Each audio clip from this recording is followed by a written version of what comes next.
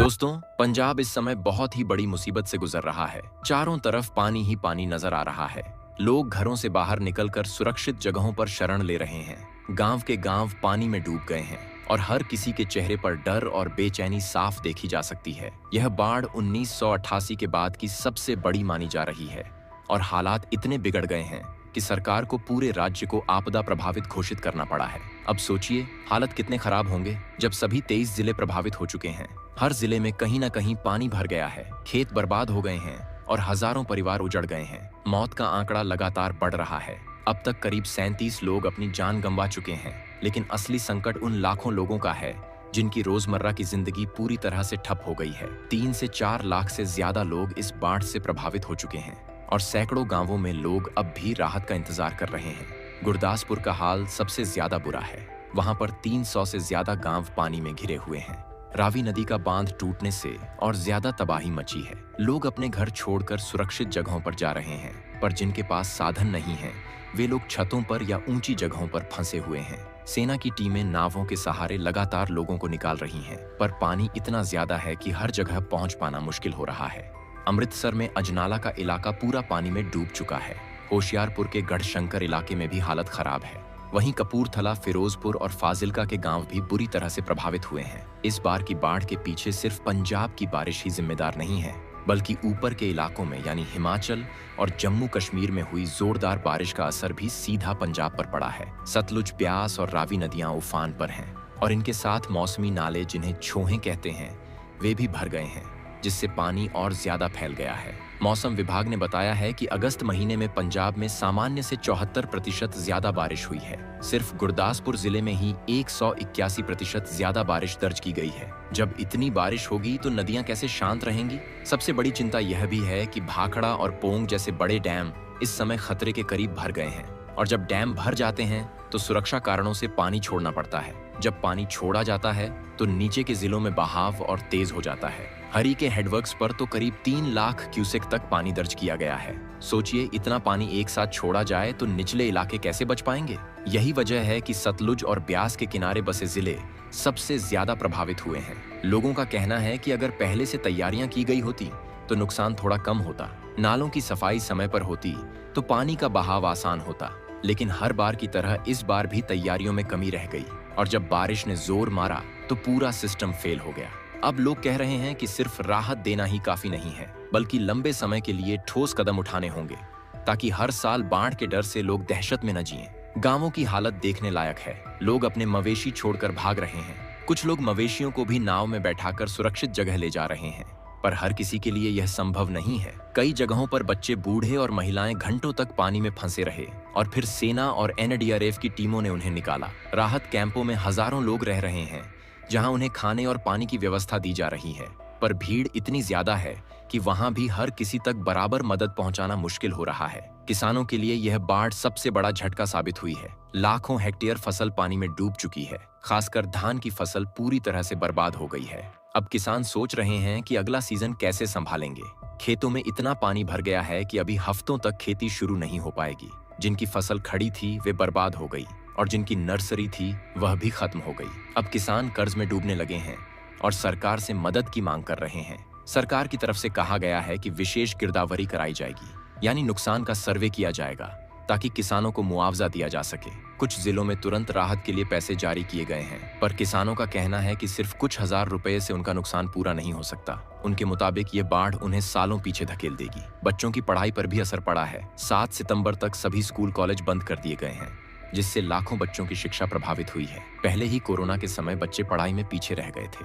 अब बाढ़ ने फिर से उनकी पढ़ाई रोक दी है। कई जगहों पर स्कूलों को ही राहत कैंप बना दिया गया है, जहां लोग रह रहे हैं। हालात यह भी हैं कि बाजारों में सब्जियां और जरूरी चीजें महंगी हो गई हैं, क्योंकि खेतों का नुकसान हुआ है और सप्लाई चेन टूट गई है। आम आदमी की जेब पर भी असर पड़ रहा है। दूध और सब्जियां महंगी हो रही हैं और आने वाले दिनों में दाल, चावल और तेल जैसी चीजों के दाम भी बढ़ सकते हैं। लेकिन इन सब के बीच इंसानियत की कहानियां भी देखने को मिल रही हैं। कई जगह युवा खुद नाव लेकर फंसे लोगों की मदद कर रहे हैं। कहीं महिलाएं राहत कैंप में बच्चों के लिए खाना बना रही हैं। कहीं बुजुर्ग लोग बच्चों को गोदी में लेकर सुरक्षित जगह ले जा रहे हैं।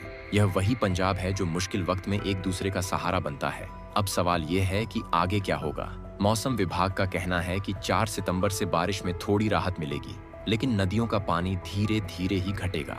ऐसे में अगले कुछ दिन बहुत एहतियात बरतने की जरूरत है, खासकर निचले इलाकों में जहां पानी का दबाव ज्यादा है। प्रशासन लगातार कह रहा है कि लोग अफवाहों पर ध्यान न दें, सिर्फ आधिकारिक जानकारी पर भरोसा करें। राज्यपाल और मुख्यमंत्री खुद हालात का जायजा ले रहे हैं। हर जिले में अधिकारी राहत कार्य में लगे हुए हैं, लेकिन चुनौतियां बहुत बड़ी हैं। नावों की कमी है, कई जगह एम्बुलेंस भी नहीं पहुंच पा रही है। अस्पतालों में मरीजों को शिफ्ट करना पड़ रहा है और कई बार बिजली और नेटवर्क भी बंद हो जाता है, जिससे लोगों को जानकारी नहीं मिल पाती। राहत कैंपों में भीड़ इतनी ज्यादा है कि जगह जगह तंग हालात हैं। कई परिवार एक ही टेंट में रह रहे हैं। महिलाओं को, बच्चों को बहुत परेशानी हो रही है। पानी पीने के लिए लंबी लाइन लगानी पड़ रही है। खाने का इंतजाम किया जा रहा है, लेकिन सभी को बराबर मिल पाना मुश्किल है। बीमार लोग दवाइयों के इंतजार में बैठे हैं। गर्भवती महिलाएं भी हैं जिनको सही देखभाल नहीं मिल पा रही। कई बच्चों को बुखार हो रहा है और डॉक्टर कह रहे हैं कि अगर जल्द ही साफ पानी और दवाइयां नहीं मिली तो बीमारियां फैल सकती हैं। कई जगह प्रशासन ने लोगों को अलर्ट पर रखा है। सेना और एनडीआरएफ की टीमें लगातार गश्त कर रही हैं। नावों से लोगों को जरूरी सामान पहुंचाया जा रहा है। हेलीकॉप्टर से भी राहत सामग्री गिराई जा रही है। लोग कह रहे हैं कि इतनी बड़ी तबाही उन्होंने पहले कभी नहीं देखी। अब सबसे बड़ा सवाल यह है कि आगे पंजाब को क्या करना होगा ताकि ऐसी स्थिति फिर न बने। विशेषज्ञ कह रहे हैं कि सबसे पहले नालों की सफाई समय पर होनी चाहिए। नदियों के किनारों को मजबूत करना होगा। एम्बैंकमेंट की मरम्मत हर साल की जानी चाहिए और फ्लड प्लेन पर अवैध निर्माण रोकने होंगे। अगर ये सब नहीं हुआ तो हर साल यही तबाही दोहराई जाएगी। लोग अब सोच रहे हैं कि यह सिर्फ सरकार का काम नहीं है, बल्कि समाज को भी तैयार रहना होगा। अगर गांव के लोग खुद भी छोटी छोटी तैयारियां कर लें तो नुकसान कुछ कम हो सकता है, जैसे नावें पहले से रखना, जनरेटर और टॉर्च का इंतजाम करना, सूखा राशन और दवाइयां घर में रखना, ताकि बाढ़ के समय तुरंत काम आए। पंजाब की बाढ़ ने यह भी दिखा दिया है कि हमारे शहर और गांव कितने कमजोर हैं। एक तरफ हम कहते हैं कि हम आधुनिक हो रहे हैं, लेकिन दूसरी तरफ एक बारिश और बाढ़ हमारी पूरी व्यवस्था को हिला देती है।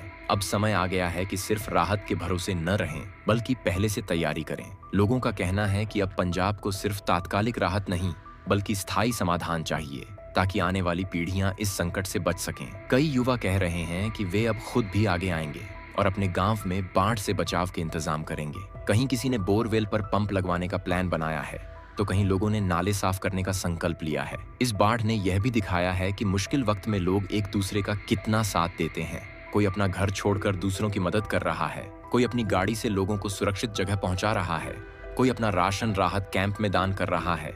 यह इंसानियत के उदाहरण हैं जो दिखाते हैं कि पंजाब की असली ताकत क्या है। अब लोगों की नजरें इस बात पर टिकी हैं कि सरकार और प्रशासन अगले कुछ हफ्तों में क्या कदम उठाते हैं। क्या किसानों को तुरंत मुआवजा मिलेगा?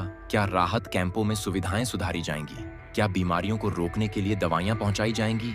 और क्या आने वाले समय में इस तरह की बाढ़ से बचने के लिए ठोस कदम उठाए जाएंगे? अगर ऐसा हुआ तो लोग कहेंगे कि इस बाढ़ ने हमें सबक दिया और हमने उससे सीखा। लेकिन अगर फिर वही लापरवाही हुई तो आने वाले सालों में फिर यही तबाही होगी और लोग फिर से यही सवाल पूछेंगे कि आखिर क्यों हर साल हम बाढ़ में डूबते हैं। इस समय सबसे जरूरी है कि लोग सुरक्षित रहें, अफवाहों से बचें और प्रशासन की बातों पर भरोसा करें। अगर कहा जा रहा है कि पानी बढ़ सकता है तो वहां से तुरंत निकल जाएं।